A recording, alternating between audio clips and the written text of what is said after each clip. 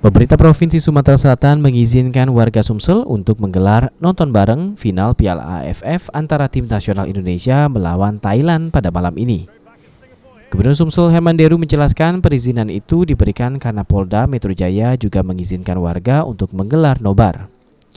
Meski diizinkan, ada sejumlah syarat yang harus diikuti oleh warga yang menggelar nobar, seperti kapasitas yang mengikuti nobar maksimal di ruangan sebanyak 50%, dan tetap harus mematuhi protokol kesehatan lainnya.